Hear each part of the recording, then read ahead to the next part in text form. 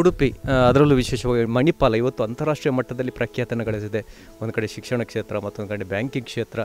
ಇನ್ನಷ್ಟು ಅಭಿವೃದ್ಧಿ ಆಗಬೇಕಾದ್ರೆ ಏನು ಕನಸುಗಳಿದೆ ಸರ್? ಏನಾಗಬೇಕು ನಿಮ್ಮ ಅನಿಸಿಕೆ?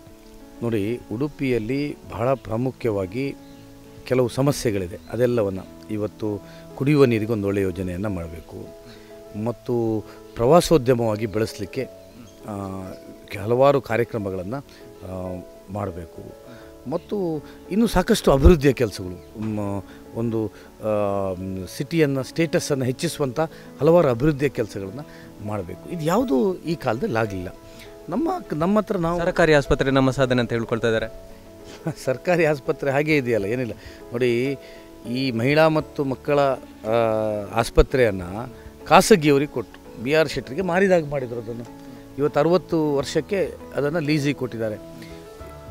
ನಮ್ಮ ಯಾಕೆ ಸರ್ ತಮ್ಮ ವಿರೋಧ? ಭಾಳ ದೊಡ್ಡ ಮಟ್ಟದ ವಿರೋಧವನ್ನು ವ್ಯಕ್ತಪಡಿಸಿದ್ರಿ ತಾವುಗಳು. ನಮ್ಮ ವಿರೋಧ ಯಾಕೆ ಅಂತ ಹೇಳಿದರೆ, ಅದರಲ್ಲಿ ಮೇಲ್ದರ್ಜೆಗೆ ಏರಿಸಬಾರ್ದಾ? ಮೇಲ್ದರ್ಜೆಗೆ ಏರಿಸ್ಬೋದು. ನೋಡಿ, ಅದನ್ನು ಸರ್ಕಾರದ ಆಸ್ಪತ್ರೆಯನ್ನು ಸರ್ಕಾರದ ಕಂಟ್ರೋಲ್ ಇರುತ್ತೆ, ನಮ್ಮದೇನು ಆಕ್ಷೇಪ ಇರಲಿಲ್ಲ.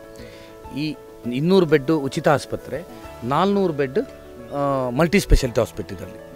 200 ಬೆಡ್ ಉಚಿತ ಆಸ್ಪತ್ರೆಯನ್ನು ಸಹಿತ ಸರ್ಕಾರ ನಡೆಸೋದಲ್ಲ, ಬಿ ಆರ್ ಶೆಟ್ಟರೇ ನಡೆಸೋದು. ಯಾರಾದೊಬ್ಬ ಖಾಸಗಿ ಒಡೆತನದಲ್ಲಿ ಉಚಿತ ಆಸ್ಪತ್ರೆ ನಾವು ಊಹಿಸ್ಲಿಕ್ಕೆ ಸಾಧ್ಯ ಆಗೋದಿಲ್ಲ. ಮತ್ತು 400 ಬೆಡ್ ಮಲ್ಟಿ ಸ್ಪೆಷಾಲಿಟಿ ಹಾಸ್ಪಿಟ್ಲ್. ನಮ್ಮ ಮೂಲ ಪ್ರಶ್ನೆ ಏನು ಅಂತ ಹೇಳಿದ್ರೆ, ಇದು ಒಂದು commercial deal. 400 bed multi speciality hospital ಇದೆ, ಮತ್ತು 600 ಬೆಡ್ ಆಸ್ಪತ್ರೆ ಆದಾಗ ಸುಮಾರು 120 ಇದು ಬರ್ತದೆ, ಯಾವುದು ಮೆಡಿಕಲ್ ಸೀಟ್ ಬರ್ತದೆ. ಅದೊಂದು ಕಮರ್ಷಿಯಲ್ ಡೀಲ್. ಅದನ್ನು ಟೆಂಡರ್ ಕರೆಯದೆ ನೇರವಾಗಿ ಕ್ಯಾಬಿನೆಟಲ್ಲಿ ಇಟ್ಟು ಕೊಟ್ಟದ್ದು ಇದೊಂದು ದೊಡ್ಡ ಭ್ರಷ್ಟಾಚಾರ. ಇದರಲ್ಲಿ ಅವ್ಯವಹಾರದಾಗಿದೆ ಅಂತ. ಈಗ ಇವರು ಪಾರದರ್ಶಕವಾಗ್ತಿದ್ರೆ ಟೆಂಡರ್ ಕರಿಬೇಕಿತ್ತು. ಟೆಂಡರ್ ಕರೆದಾಗ ಮಣಿಪಾಲದವ್ರು ಬರ್ತಿದ್ರು, ಏನಪ್ಪಯ್ಯದವ್ರು ಬರ್ತಿದ್ರು, ಎ ಜೆ ಶೆಟ್ಟಿಯವ್ರು ಬರ್ತಿದ್ರು, ಯಾವುದೋ ಒಂದು ಮೆಡಿಕಲ್ ಹಾಸ್ಪಿಟ್ಲ್ನವ್ರು ಬರ್ತಿದ್ರು, ಮೆಡಿಕಲ್ ಕಾಲೇಜ್ನವ್ರು ಬರ್ತಿದ್ರು. ಆಗ ಅದು ಬಿಟ್ಟು ಯಾರಿಗೂ ಗೊತ್ತಿಲ್ಲದೆ ಯಾವುದೇ ಇಲ್ಲಿಯ ಸಂಸದರು ಡಿಸ್ಕಷನ್ ಮಾಡಿದೆ, ಇಲ್ಲಿಯ ವಿಧಾನ ಪರಿಷತ್ ಸದಸ್ಯರ ಹತ್ರ ಡಿಸ್ಕಷನ್ ಮಾಡಿದೆ, ಇಲ್ಲಿಯ ಜಿಲ್ಲಾ ಪಂಚಾಯತ್ನವ್ರ ಹತ್ರ ಡಿಸ್ಕಷನ್ ಮಾಡಿದೆ, ಇಲ್ಲಿಯ ನಗರಸಭೆಯವ್ರ ಹತ್ರ ಡಿಸ್ಕಷನ್ ಮಾಡಿದೆ. ಏಕಾಏಕಿ ಕ್ಯಾಬಿನೆಟಲ್ಲಿಟ್ಟು ಕೊಟ್ಟಂಥದ್ದು ಇದು ದೊಡ್ಡ ಅವ್ಯವಹಾರ ಅಂತ. ಹಾಗಾಗಿ ನಮ್ಮದು ವಿರೋಧ. ಎರಡನೇದು, ಆ ಆಸ್ಪತ್ರೆಯ 200 ಬೆಡ್ಡನ್ನು ಸಹಿತ ಉಚಿತ ಆಸ್ಪತ್ರೆಯನ್ನು ಸರ್ಕಾರ ನಡೆಸೋದಾದ್ರೆ ಇವತ್ತು ನಾವು ಸ್ವಾಗತಿಸ್ತೇವೆ. ನಾವು ಬಂದರೆ ನೆಕ್ಸ್ಟ್ ನಮ್ಮ ಯೋಜನೆ ನಿಮಗೆ, ನಮ್ಮ ಭರವಸೆ ಜನರಿಗೆ ಅಂತ ಇನ್ನೇನದನ್ನು ವಾಪಸ್ ತಗೊಳ್ಳಿಕ್ಕೆ ಆಗೋದಿಲ್ಲ. ಇನ್ನದನ್ನು ಕೋರ್ಟ್ ಕಚೇರಿ ಹೋಗ್ಬೋದು. ನಮ್ಮ ಇನ್ನೂ ಯೋಜನೆ ಅಂತ ಹೇಳಿದ್ರೆ 200 ಬೆಡ್ ಆಸ್ಪತ್ರೆಯನ್ನು ನಾವು ಸರ್ಕಾರವೇ ನಡೆಸೋದು. ಬಿ ಆರ್ ಶೆಟ್ಟರು ಅದನ್ನು ಪೂರ್ತಿ ಕಟ್ಟು ಬಿಟ್ಟು ಕೊಡಬೇಕು. 400 ಬೆಡ್ ಇದ್ದವ್ರು ಮಾಡ್ಕೊಳ್ಳಿ. ಯಾಕಂದರೆ ಈಗ ಅವರು ಕಟ್ಟಿ ಕೊಟ್ಟೋದಕ್ಕೆ ಅವರಿಗೆ 200 ಬೆಡ್ ಆಸ್ಪತ್ರೆ ಕಟ್ಟಿ ಕೊಟ್ಟೋದಕ್ಕೆ 400 ಬೆಡ್ ಜಾಗ ಅವರಿಗೆ. ಅದು ಯಾಕಂದರೆ ಇನ್ನು ನಾವು ಕೂತ್ಕೊಂಡೆ ಕೋರ್ಟ್ ಕಚೇರಿ ನಡೀತಾವೆ.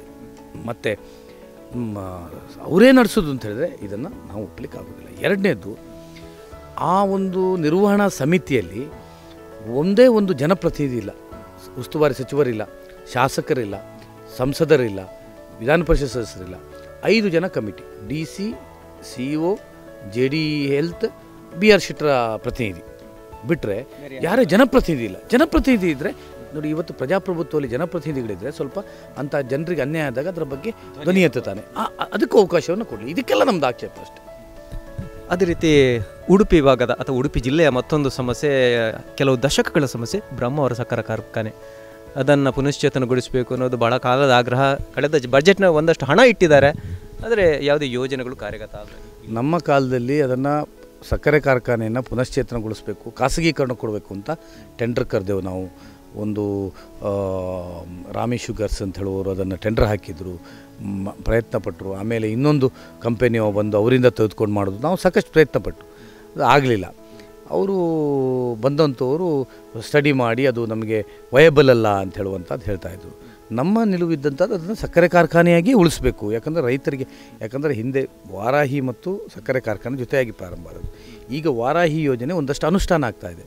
ಈಗ ನೀರು ಸಿಕ್ಕುವುದರಿಂದ ಈಗ ಒಂದಷ್ಟು ಇದು ಬರ್ಬೋದು, ಯಾವುದು ಕಬ್ಬು ಸಿಗ್ತದೆ. ಸೊ ಹಾಗಾಗಿ ಸಕ್ಕರೆ ಕಾರ್ಖಾನೆಯನ್ನು ಬೋದು ಅಂತ ಹೇಳುವಂಥದ್ದು. ಸೊ ಖಾಸಗಿಯವರಿಗೆ ಕೊಡುವಂಥದ್ರ ಬಗ್ಗೆಯೂ ನಾವು ಯೋಚನೆ ಮಾಡಬೇಕು. ಮುಂದೆ ಅಂತೂ ಅದನ್ನು ಸಕ್ಕರೆ ಕಾರ್ಖಾನೆಯನ್ನು ಖಾಸಗಿಯಲ್ಲೇ ಅಭಿವೃದ್ಧಿಪಡಿಸುವಂಥ ಬಗ್ಗೆ ನಾವು ಚಿಂತನೆಯನ್ನು ಮಾಡ್ತೇವೆ. BJP ಅವರು ಒಂದು ಆರೋಪವನ್ನು ರಾಜ್ಯ ಸರ್ಕಾರದ ಬಗ್ಗೆ ಮಾಡ್ತಾ ಇದ್ದೀರಿ. 3,000 ರೈತರು ರಾಜ್ಯದಲ್ಲಿ ಆತ್ಮಹತ್ಯೆ ಮಾಡಿಕೊಂಡಿದ್ದಾರೆ. 22 ಹಿಂದೂ ಕಾರ್ಯಕರ್ತರ ಹತ್ಯೆ ಆಗಿದೆ. ಈಗ ಪ್ರಶ್ನೆ, ನಿಮಗೆ ಅಧಿಕಾರ ಕೊಟ್ಟರೆ ಏನು ಮಾಡ್ತೀರಿ? ರೈತರಿಗೆ ಅಥವಾ ಹಿಂದೂ ಕಾರ್ಯಕರ್ತರಿಗೆ ಯಾವ ರೀತಿ ಭದ್ರತೆ ಕೊಡ್ತೀರಾ?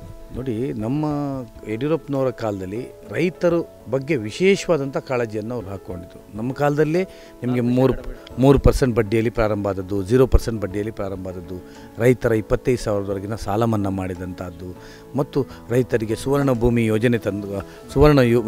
ಯೋಜನೆ ಕೊಟ್ಟಂಥದ್ದಿರ್ಬೋದು, ಮತ್ತು ರೈತರ ಬಗ್ಗೆ ಸಾಕಷ್ಟು ಕಾರ್ಯಕ್ರಮ, ಕೃಷಿಗೆ ಪ್ರತ್ಯೇಕವಂಥ ಬಜೆಟನ್ನೇ ಪ್ರಥಮವಾಗಿ ದೇಶದಲ್ಲಿ ಪ್ರಥಮ ಬಾರಿಗೆ ಯಡಿಯೂರಪ್ಪನವರು ಮಂಡನೆ ಮಾಡಿ ಮಾಡಿದರು.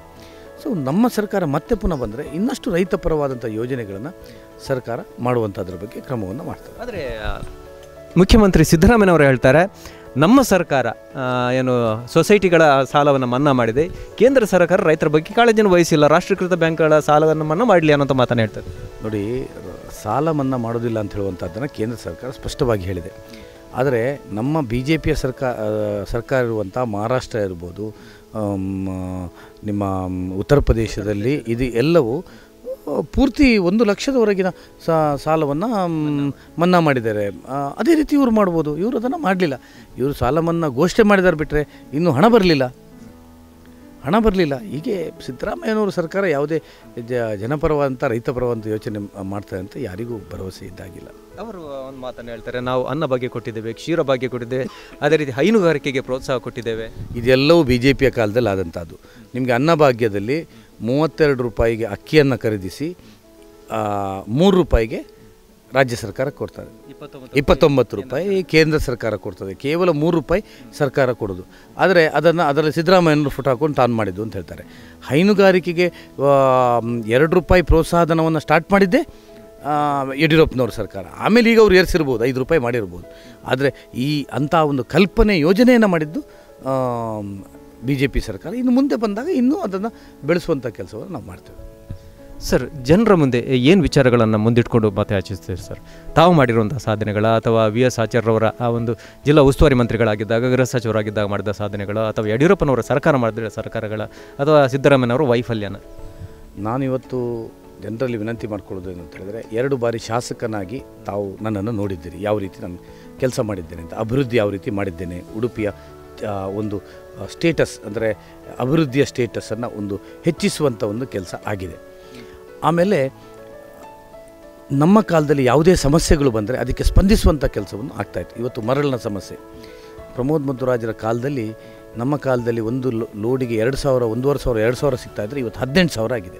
ಯಾಕಂದರೆ ಇವರ ಮರಳು ನೀತಿ, ತಪ್ಪು ನೀತಿಯಿಂದ ಇವರು ಅಧಿಕಾರಿಗಳನ್ನು ಹತೋಟಿ ಇಟ್ಕೊಂಡು ಅದನ್ನು ಸರಿಯಾಗಿ ಮರಳು ನೀತಿಯನ್ನು ಸರಿ ತರಲಿಕ್ಕೆ ಆಗದಿದ್ದರಿಂದ ನಿಮ್ಮ ಜವಾಬ್ದಾರಿ ಅಲ್ಲ ಸರ್, ವಿರೋಧ ಪಕ್ಷವಾಗಿ ಅದನ್ನು ವಿರೋಧ ಮಾಡಬೇಕಿತ್ತು, ಸರಿದಾರಿ ತರಬೇಕಿತ್ತು. ವಿರೋಧ ಮಾಡಿದ್ರಿಂದ ಇಷ್ಟಾದರೂ ಇದೆ. ನಾವು ಹೋರಾಟ ಮಾಡಿ DC ಆಫೀಸಲ್ಲಿ ಧರಣಿ ಮಾಡಿ ಮುತ್ತಿಗೆ ಹಾಕಿದ್ರಿಂದ ಇವತ್ತು ಅಟ್ಲೀಸ್ಟ್ 171 ಜನರಿಗೆ ಲೀಸ್ ಕೊಟ್ಟರು, ಒಂದಷ್ಟು ಆಗ್ತಾಯಿದೆ. ಅದರಲ್ಲಿ ಈಗ GPS ಅದು ಇದು ಅಂತ ಸಮಸ್ಯೆ ಮಾಡ್ತಾ ಇದ್ದಾರೆ. ಒಟ್ಟಾರೆ ಮರಳಿನ ಸಮಸ್ಯೆಯನ್ನು BJP ಬಂದರೆ ಒಂದು ತಕ್ಷಣ ಹೋಗ್ತಿರಲು ಹೋಗುತ್ತೆ. ಕೆಲ ಜನರ ಅಭಿಪ್ರಾಯ ಇದೆ, ಇದರಲ್ಲಿ ಕಾಂಗ್ರೆಸ್ ಮತ್ತು BJP ಎಲ್ಲರೂ ಸೇರಿಸಿಕೊಂಡಿದ್ದಾರೆ.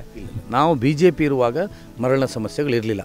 ಕರಾವಳಿಗೆ ಪ್ರತ್ಯೇಕವಾದಂಥ ನೀತಿಯನ್ನು non-CRZ ವ್ಯಾಪ್ತಿಗೆ ನಾವು ಮಾಡ್ತೇವೆ. ನಾವು ಬಂದರೆ ಮತ್ತು ನಾವು ಬಂದರೆ non-CRZ ವ್ಯಾಪ್ತಿಗೆ ಪ್ರತ್ಯೇಕವಾದಂಥ ಕರಾವಳಿಗೆ ಪ್ರತ್ಯೇಕವಾದ ನೀತಿಯನ್ನು ಮಾಡಿ ತಕ್ಷಣವಾಗಿ ಮರಳು ಸಿಕ್ಕುವಾಗ ಮಾಡ್ತೇವೆ.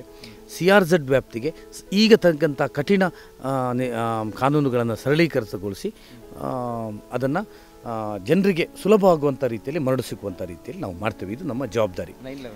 ಅದೇ ರೀತಿ ಪ್ರಮೋದ್ ಮಧ್ವರಾಜರು ಶಾಸಕರಾದದ್ದೇ 9/11 ಪ್ರಾಬ್ಲಮ್. ಆಗ ನಮ್ಮ ಕಾಲದಲ್ಲಿ ಅಧಿಕಾರಿಗಳು ಫೆಬ್ರವರಿಯ ಸಂದರ್ಭದಲ್ಲಿ ಆ 9/11 ಸಮಸ್ಯೆಯನ್ನು ತಗೊಂಡ್ಬಂದರು ಕಂದಾಯದಲ್ಲಿ. ನಾನು ಬಂದರೆ 15 ದಿವಸದೊಳಗೆ 9/11 ಸಮಸ್ಯೆ ಸರಿ ಮಾಡ್ತೇನೆ ಅಂತ ಭರವಸೆ ಕೊಟ್ಟು MLA ಆದರು. ಇವತ್ತು 9/11 ಸಮಸ್ಯೆ ಇವತ್ತು ದ್ವಿಗುಣಗೊಂಡಿದೆ, ಸಮಸ್ಯೆಗಳು ತುಂಬ ಜಾಸ್ತಿ ಆಗಿದೆ. ಸೊ ಹಾಗಾಗಿ ಇದು ಯಾವುದೂ ಆಗ್ತಾಯಿಲ್ಲ. ಭಾರತೀಯ ಜನತಾ ಪಕ್ಷ ಬಂದರೆ ನಮಗೆ ಆ ಸಮಸ್ಯೆಗಳ ಬಗ್ಗೆ ಎಲ್ಲ ಅರಿವಿದೆ, ಅದನ್ನು ಅಧ್ಯಯನ ಮಾಡುವಂಥ ಶಕ್ತಿ ಇದೆ. ಅದನ್ನು 100ಕ್ಕೆ 100 ಜನರ ಪರವಾದಂಥ ಯೋಜನೆಗಳನ್ನು ನಾವು ಜಾರಿಗೆ ತರ್ತೇವೆ.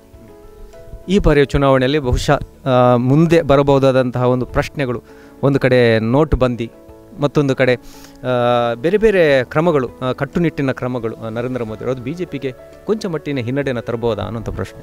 ನಾನಿವತ್ತು ಜನವರಿ 6ರಿಂದ ಮನೆ ಮನೆ ತಿರುಗುತ್ತಾ ಇದ್ದೇನೆ. ಎಲ್ಲಿಯೂ ಆ GST ಇರ್ಬೋದು, ಡಿಮಾನಿಟೇಷನ್ನ ಬಗ್ಗೆ ಜನ ಸ್ವಾಗತಿಸ್ತಾ ಇದ್ದಾರೆ ಬಿಟ್ಟರೆ ಇದನ್ನು ವಿರೋಧ ಮಾಡುವವರು ಯಾರು ಕೇಳಿದ್ರೆ ಪ್ರಮೋದ್ ಮಧ್ವರಾಜ್ ಅಂತವರು.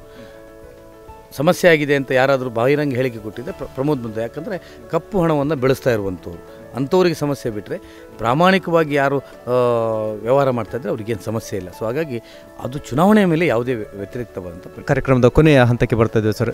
ಜನ ಈ ಸಂದರ್ಭದಲ್ಲಿ ನಿಮ್ಮಿಂದ ನಿರೀಕ್ಷೆ ಮಾಡೋದು ಒಂದು ಸುಭದ್ರ ಸರ್ಕಾರ, ಸುದೃಢ ಸರ್ಕಾರ ಮತ್ತು ಒಂದು ರೀತಿಯ ಎಲ್ಲ ಮೂಲಭೂತ ಸೌಕರ್ಯಗಳನ್ನು ಒದಗಿಸುವಂಥ ಸರ್ಕಾರ. ಈ ನಿಟ್ಟಿನಲ್ಲಿ ನಿಮ್ಮ ಭರವಸೆಗಳು? ಭಾರತೀಯ ಜನತಾ ಪಕ್ಷ ರಾಜ್ಯದಲ್ಲಿ ಸರ್ಕಾರ ಬಂದಾಗ ಒಂದು ಎಲ್ಲ ವರ್ಗದವರನ್ನು, ಅಲ್ಪಸಂಖ್ಯಾತರು, ಬಹುಸಂಖ್ಯಾತರು ಅಂತ ಭೇದ ಭಾವಗಳನ್ನು ಮಾಡಿದ್ರೆ ಎಲ್ಲರನ್ನ ಸಮಾನವಾಗಿ ಕಾರ್ಯಕ್ರಮ ಕೊಡುವಂಥದ್ದನ್ನು ಭಾರತೀಯ ಜನತಾ ಪಕ್ಷ ಮಾಡ್ತದೆ. ಇವತ್ತು ಕೇಂದ್ರದಲ್ಲಿ BJPಯ ಸರ್ಕಾರ ಇದೆ, ರಾಜ್ಯದಲ್ಲಿಯೂ BJPಯ ಸರ್ಕಾರ ಬಂದರೆ ಕೇಂದ್ರ ಮತ್ತು ರಾಜ್ಯದಲ್ಲಿ ಎರಡೂ ಒಂದೇ ಪಕ್ಷದ ಸರ್ಕಾರ ಬಂದಾಗ ಇನ್ನೊಂದಷ್ಟು ಅನುದಾನಗಳನ್ನು ತಂದು ರಾಜ್ಯದ ಸಮಸ್ಯೆಗಳನ್ನೆಲ್ಲ ಪರಿಹಾರ ಮಾಡಿಕೊಂಡು ಅಭಿವೃದ್ಧಿ ಮಾಡಲಿಕ್ಕೆ ಸಾಧ್ಯ ಆಗ್ತದೆ. ಸಂಸದರು ನಮ್ಮದೇ ಪಕ್ಷದವರಿದ್ದಾರೆ. ಸೊ ಹಾಗಾಗಿ ಕೇಂದ್ರ ಮತ್ತು ರಾಜ್ಯ ಜೊತೆಯಾಗಿ ಅಭಿವೃದ್ಧಿ ಮಾಡಲಿಕ್ಕೆ ಸಾಧ್ಯ ಆಗ್ತದೆ. ಒಂದೇನು ಅಂತ ಹೇಳಿದರೆ, ಭಾರತೀಯ ಜನತಾ ಪಕ್ಷದ ಸರ್ಕಾರ ಯಾವಾಗ ಕರ್ನಾಟಕದಲ್ಲಿತ್ತೋ, ಯಾವಾಗ ಉಡುಪಿಯಲ್ಲಿತ್ತೋ ಆಗ ಅಭಿವೃದ್ಧಿಯನ್ನು ಜನತೆ ಕಂಡಿದ್ದಾರೆ. ಹಾಗಾಗಿ ಮತ್ತೆ ಪುನಃ ಕರ್ನಾಟಕದ ಜನತೆ, ಉಡುಪಿಯ ಜನತೆ ಭಾರತೀಯ ಜನತಾ ಪಕ್ಷಕ್ಕೆ ಅಧಿಕಾರವನ್ನು ಕೊಟ್ಟಂಥ ಸಂದರ್ಭದಲ್ಲಿ ಆ ರೀತಿಯ ವೇಗದ ಅಭಿವೃದ್ಧಿಯನ್ನು ನಾವು ಖಂಡಿತವಾಗಿ ಮಾಡ್ತೇವೆ ಅಂತ ಹೇಳುವಂಥ ವಿಶ್ವಾಸವನ್ನು ವ್ಯಕ್ತಪಡಿಸ್ತಾರೆ. ಕಾರ್ಯಕ್ರಮದಲ್ಲಿ ತಮ್ಮ ಮನಸ್ಸಿನ ಆಳದ ಭಾವನೆಗಳನ್ನು ಹಂಚಿಕೊಂಡದಕ್ಕಾಗಿ ನಮ್ಮೆಲ್ಲ ಬಂಧುಗಳ ಪರವಾಗಿ ತಮಗೆ ಹೃತ್ಪೂರ್ವಕ ವಂದನೆಗಳು. ಅಭಿವೃದ್ಧಿಯ ಹರಿಕಾರ ಅಂದರೆ ಅಭಿವೃದ್ಧಿ ಈಗಾಗಲೇ ಸಾಕಷ್ಟು ಡೆವಲಪ್ಮೆಂಟ್ ಮಾಡಿದ್ದಾರೆ ಅವರು. ಇನ್ನೂ ಕೂಡ ಹೆಚ್ಚಿನ ಅಭಿವೃದ್ಧಿ ಅವ್ರ ಕೈ ಬಲಪಡಿಸಿದರೆ ಅಭಿವೃದ್ಧಿ ಆಗೇ ಆಗ್ತದೆ. ಕಾಂಗ್ರೆಸ್ನಿಂದ ವೈಫಲ್ಯ ಅನ್ನೋದಕ್ಕಿಂತ ಹೆಚ್ಚು BJPಯ ಸಮರ್ಥ ಅಭ್ಯರ್ಥಿ ರಘುಪತಿ ಭಟ್ರವರು. ಆದ್ದರಿಂದ ಅವರ ನಿರೀಕ್ಷೆಯಲ್ಲಿ ನಾವಿದ್ದೇವೆ. 100ಕ್ಕೆ 100 ಗೆಲ್ತಾರೆ ಅನ್ನೋ ನಿರೀಕ್ಷೆ. ರಘುಪತಿ ಭಟ್ರು 2008ರಿಂದ 2013ರವರೆಗೆ ಈ ಕ್ಷೇತ್ರದಲ್ಲಿ ಅಭಿವೃದ್ಧಿ ಏನು ಅನ್ನೋದನ್ನು ತೋರಿಸಿಕೊಟ್ಟಿದ್ದಾರೆ. ಎಲ್ಲ ಕ್ಷೇತ್ರಗಳಲ್ಲೂ ಅಭಿವೃದ್ಧಿ ಮಾಡಿದ್ದಾರೆ. ಶೈಕ್ಷಣಿಕ ಆಗಿರ್ಬೋದು, ಧಾರ್ಮಿಕ ಕ್ಷೇತ್ರ ಆಗಿರ್ಬೋದು, ರಸ್ತೆ ಸಂಪರ್ಕ ಆಗಿರ್ಬೋದು, ಅಥವಾ ನಮ್ಮ ವಸತಿ ಯೋಜನೆಗಳಲ್ಲಾಗಿರ್ಬೋದು. ಸಾಕಷ್ಟು ಮನೆಗಳು ಕೂಡ ಆವಾಗ ಪ್ರತಿ ಪಂಚಾಯತ್ ವ್ಯಾಪ್ತಿಯಲ್ಲಿ ಕೂಡ ಒಂದು 6-7 ಕೋಟಿ ರೂಪಾಯಿ ಅಭಿವೃದ್ಧಿಯನ್ನು ಒಂದೊಂದು ವರ್ಷಕ್ಕೆ ಮಾಡಿ ತೋರಿಸಿದ್ದಾರೆ. ಈ ಅವಧಿಯಲ್ಲಿ ಅಭಿವೃದ್ಧಿಯನ್ನು ನಾವು ಒಂದು ಹೊಸ ಶಕೆಯನ್ನು ನಾವು ಇಲ್ಲಿ ಕಂಡಿದ್ದೇವೆ. ಆ 5 ವರ್ಷದಲ್ಲಿ ಉಡುಪಿಯಿಂದ MLA ಆಗಿದ್ದವರು ಈ ಕ್ಷೇತ್ರಕ್ಕೆ ಹೊಸದಾಗಿ MLA ಆಗಿ ಕ್ಷೇತ್ರ ವಿಂಗಡಣೆ ಆದಾಗ ಹೊಸದಾಗಿ ಈ ಭಾಗಕ್ಕೆ ಬಂದಿದ್ದರು. ಆವಾಗ ನಮಗೆ ಒಂದು ರೀತಿಯ ಎಲ್ಲ ಕ್ಷೇತ್ರಗಳಲ್ಲೂ ಅಭಿವೃದ್ಧಿ ಏನು ಅನ್ನೋದನ್ನು ರಘುಪತಿ ಭಟ್ರು ತೋರಿಸಿಕೊಟ್ಟು ಮತ್ತೆ ಖಂಡಿತವಾಗಿಯೂ ಬರ್ತಾರೆ. ಜನ ರಘುಪತಿ ಭಟ್ರು ಯಾವತ್ತೂ ಅಭ್ಯರ್ಥಿ ಆಗ್ತಾರಂತ ಹೇಳಿ ಕಾಯ್ತಾ ಇದ್ದರು. ಅದರ ನಿರೀಕ್ಷೆಯಲ್ಲಿ ಜನ ಇದ್ದರು. ಹಾಗಾಗಿ ರಘುಪತಿ ಭಟ್ರು ಖಂಡಿತವಾಗಿ ಈ ಸಲ ಜಯ ಸಾಧಿಸುವುದರಲ್ಲಿ ಯಾವುದೇ ಅನುಮಾನ ಕೂಡ ಇಲ್ಲ.